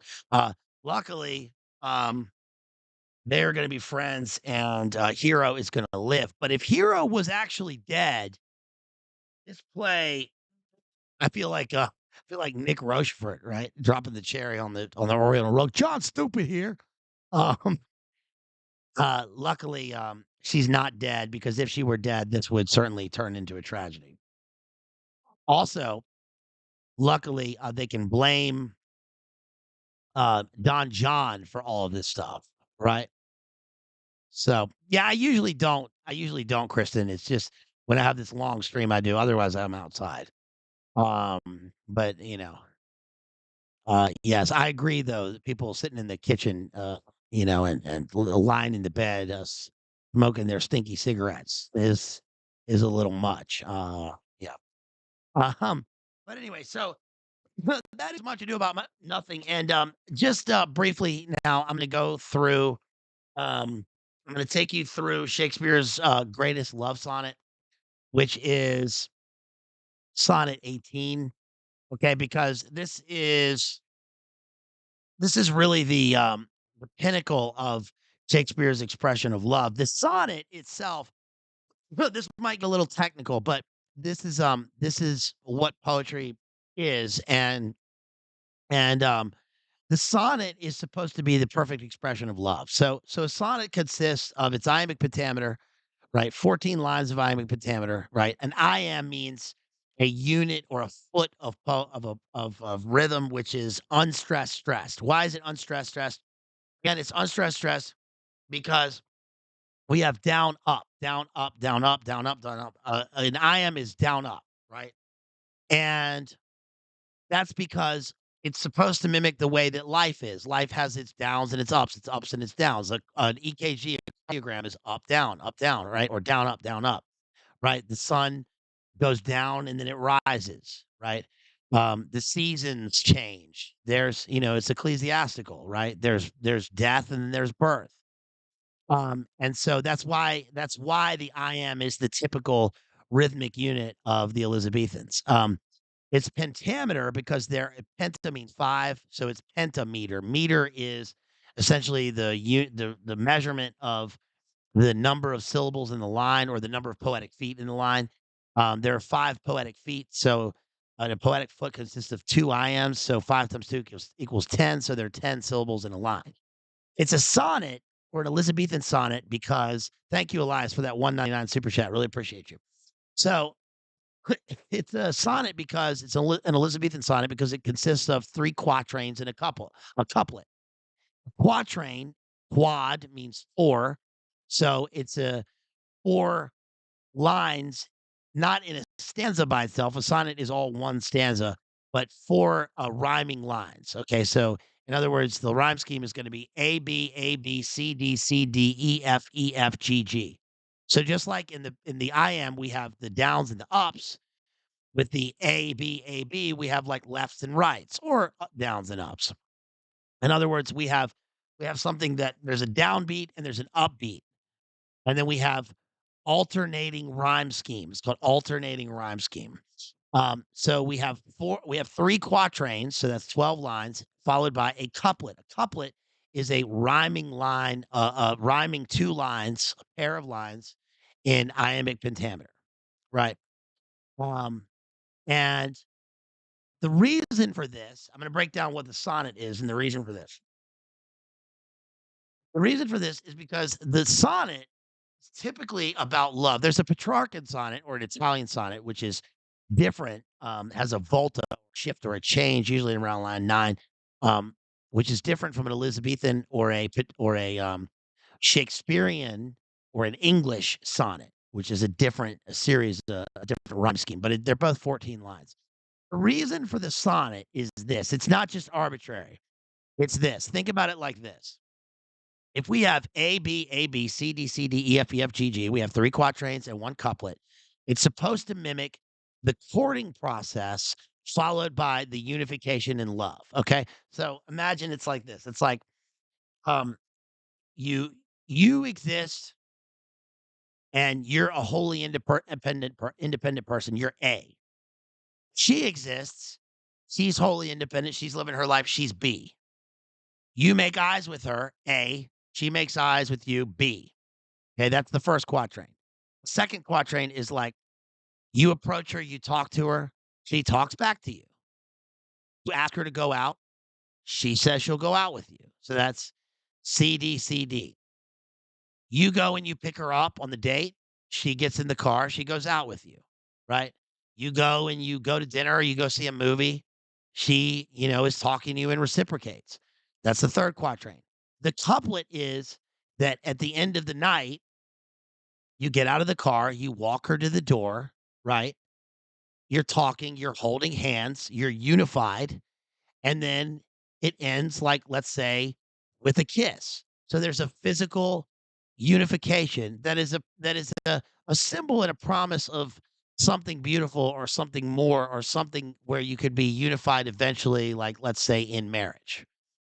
So it's supposed to be the al the alternating series of 2 people who exist, and they are both doing their part, and then eventually they are unified in the couplet. That's why it's a couplet. They're a couple, they're married, they're unified, right? They're unified in the bond, like, let's say, eventually in the bond of marriage, right?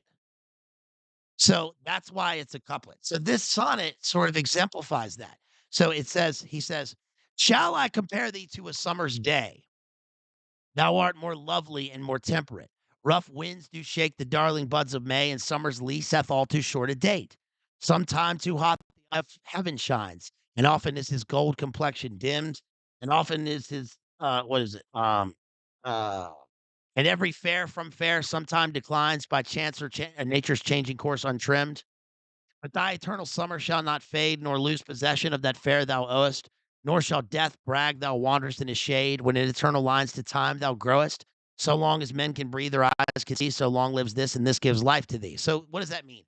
Poem starts off with a question. He says, "Shall I compare thee to a summer's day?" So we have a speaker, and he is talking to a woman, and he's asking her thee, he's talking to you, the woman, and he's asking her an actual question, right? It's a rhetorical question, but he's saying it's a question about how he can compare it to a summer's day. Why a summer's day? Because the summer's day is going to be, he's going to explain this, but the summer's day is full of beauty and life, and it's the height of the season. He says, "Thou art more lovely and more temperate." So she's both more lovely than a summer's day, but she's more temperate than a summer's day. What does he mean by temperate? He's going to define his terms. Rough, because there's a colon at the end of line 2. He says, "Rough winds do shake the darling buds of May." May in England is, he's thinking of summertime. "And summer's lease hath all too short a date." In other words, she's more lovely and more temperate because in the summertime, it can be rough. Rough winds do shake the darling buds of May. And summer is too short. He says also, "Summer, sometimes too hot, the eye of heaven shines, and often is his gold complexion dim." So we have again back and forth is modulating here. He says, sometimes in summer it's too hot, but sometimes the sun completely goes away and his complexion is dim. Sometimes we get a dark day in the summer.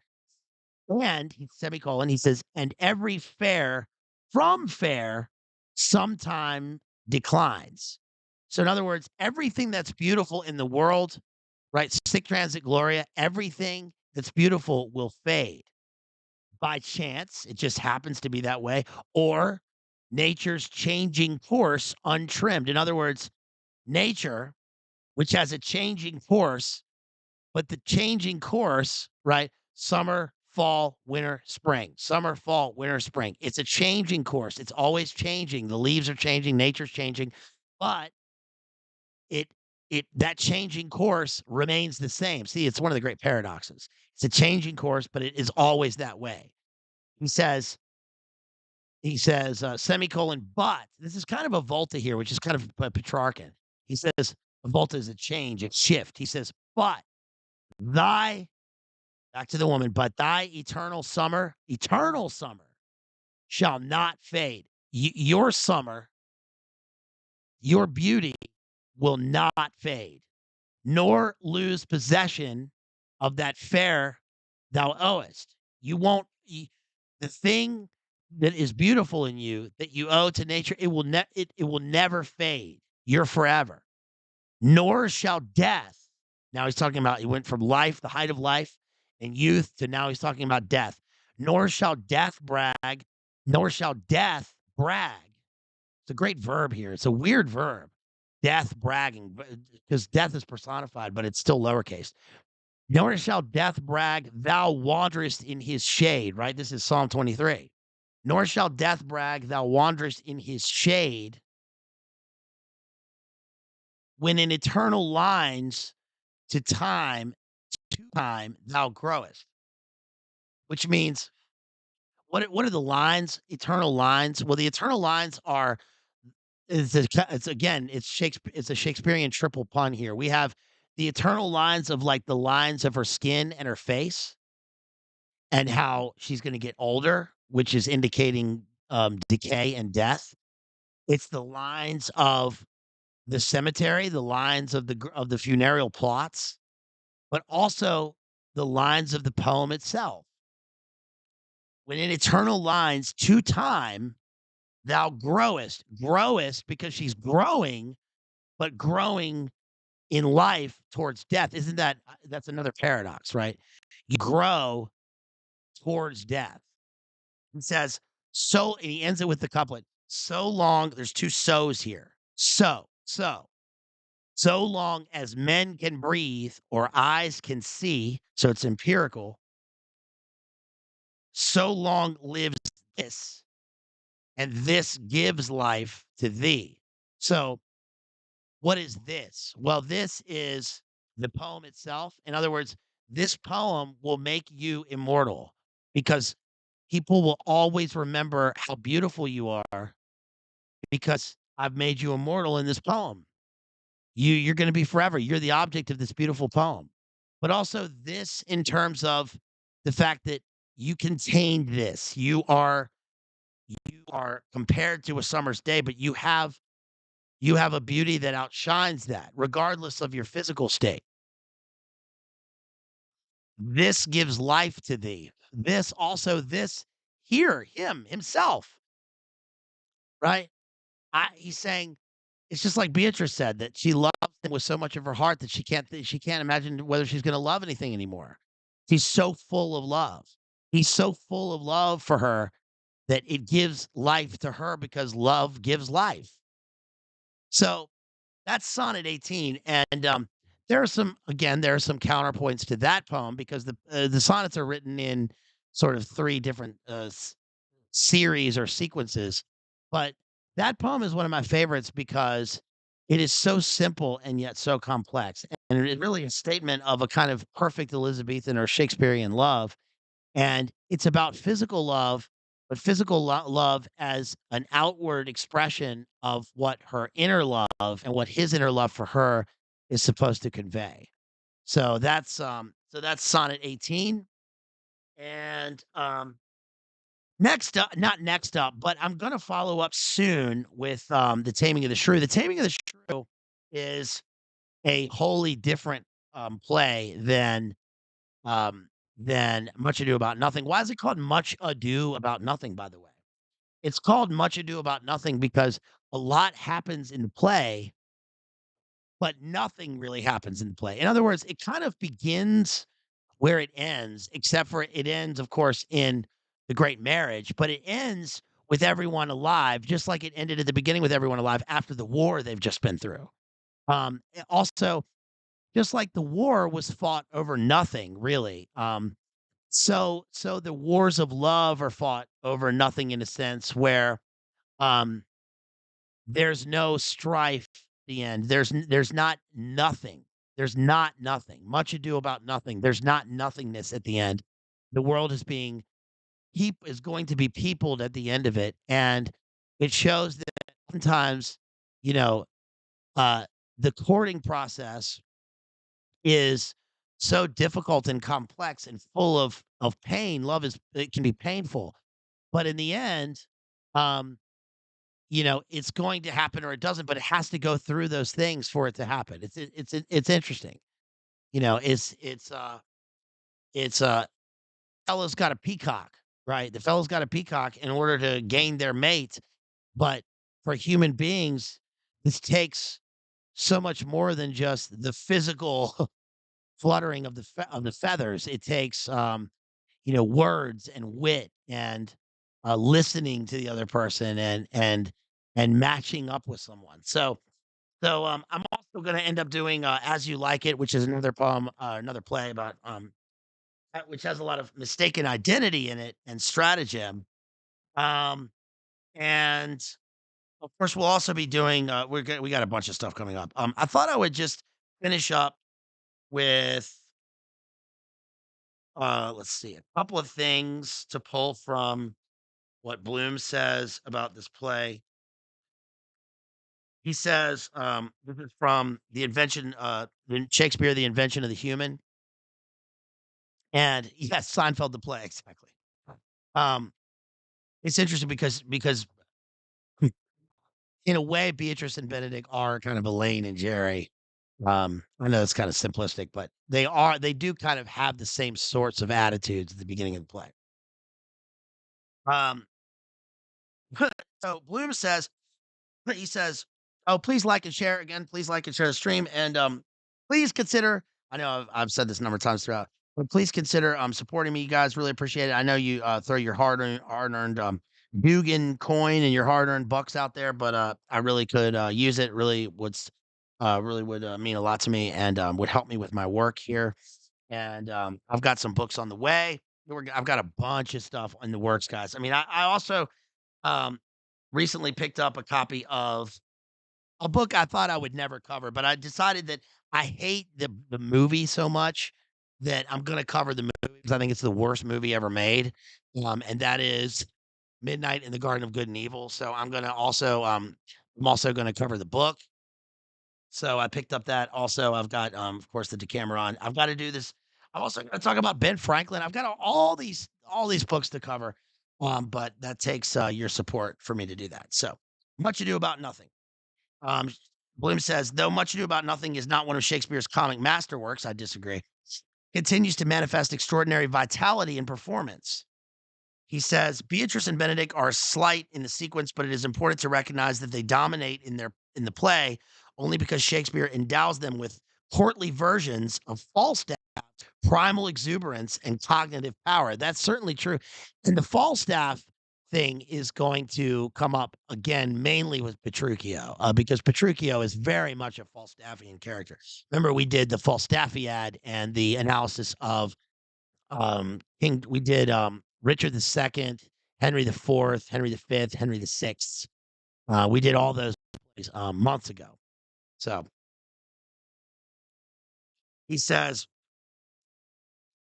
"Their mastery of prose owes something to the angrier duel of wit between Hal and Falstaff. Ambivalence, the peculiar mark of Hal's psyche, means something very different in the fencing relationship of Beatrice and Benedict. Fencing, it is a kind of a fencing relationship. I compared it to repartee and to the kind of tennis match and the batonnage, but it is more of a fencing match because of the pointed jabs and the pointed strokes that they have. Fencing is also very musical. It's a musical activity, and in fact, a lot of the um, in drama school and in I learned that and in stage combat that many of the moves in fencing are named after dance moves. So because it's a kind of dance. He says they have been more or less in love for some time, and Benedict had retreated. Um, let's see. Jilting they're referring to here ended nothing, as both are well aware, since each is a great nihilist Interesting that he points that out. Much Ado About Nothing is certainly the most amiably nihilistic play ever written, and is most um, positly titled Nietzscheans long before Nietzsche. Beatrice and Benedick are also Congrevians before Congreve. With every exchange between the fencing lovers, the abyss glitters. Interesting. There's my word, by the way. Bloom says the abyss glitters, and their mutual wit does not so much defend against other selves as it defends against meaninglessness. They make much ado about nothing because they know that nothing will come of nothing, and so they speak again. Beatrice will always win, or rather, win what can be won, since she is much the wittier, formidable as Benedict can be. Before we meet him, Beatrice already is triumphant. I pray you, this is a quote from Beatrice in Act 1, Scene 1, lines 38 through 41. I pray you, how many hath he killed and eaten in these wars, but how many hath he killed? For indeed, I promise to eat all of his killing. These wars appear to be formalistic skirmishes with the occasional death of a common soldier, but almost never of a gentleman or a lord. And they mentioned that in the play. Ostensibly, we're in Sicily, though everyone seems firmly English, the delightful Beatrice most of all. That's where I was talking about. They go to Messina and all this, but I was talking about the oranges and the Sicilian oranges earlier on. Her skirmishes of wit with Benedick are nearly as formalized as the mimic wars fought by the men.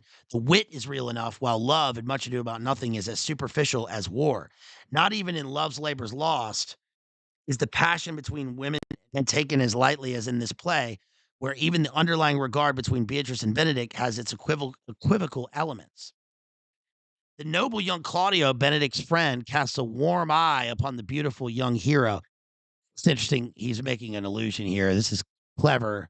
This is clever, Harold Bloom, because he's making an allusion here to Yeats, right? Cast a cold eye on on life, on death. Horsemen pass by. That's Yeats's epitaph, right, on his grave. But he's saying he casts a warm eye upon the beautiful young girl, Beatrice's cousin, and declares that I love her, I feel. This feeling prompts the reasonable query as to whether she is her father's only heir. Reassured as to this crucial matter, Claudio applies to his commander, Don Pedro, the Prince of Aragon, who undertakes to woo the lady as Claudio's proxy. True love would thus be served, and there would be no play. But luckily, there's Don John the Bastard, half brother to Don Pedro. I must not be denied, but I am a plain dealing villain. Don John tells us, and he vows to disturb the match of Claudio and Hero. It is all as direct as that. We are to have a comedy without enigmas, except for gauging exactly what truly exists between Beatrice and Benedict. That's interesting. A comedy without enigmas. Yes, it certainly is, because it's a pretty plain dealing play, isn't it? We talked about that. Shakespeare's art is exquisite in showing us what they themselves scarcely know. The wit in each desires the other, but neither trusts either the other or marriage. In addressing Hero, Beatrice anticipates Rosalind in her realism. I disagree about um, the Nietzschean nothingness in the play. I like the abyss glittering that, like he says, but um, Benedict consistently says throughout the play, trust God, right?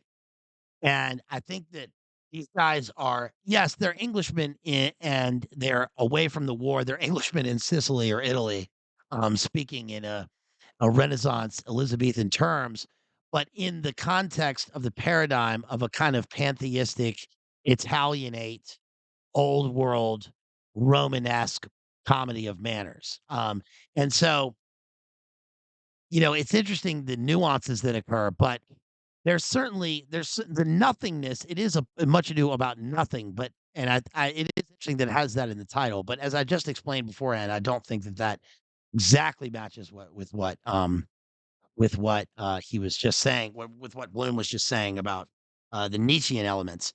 Rosalind's touch is lighter than that. He's talking about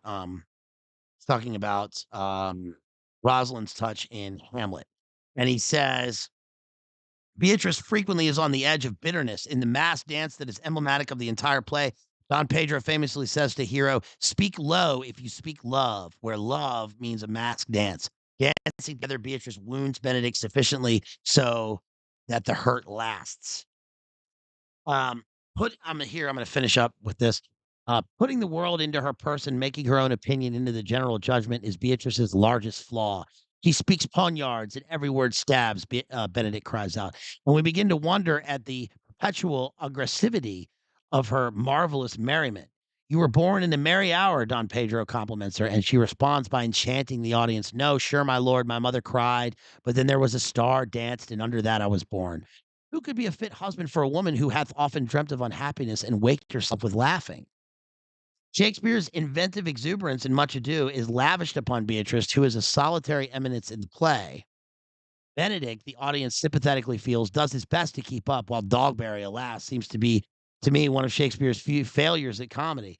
The Dogberryan malapropisms constitute only one joke, which is repeated too often to be funny.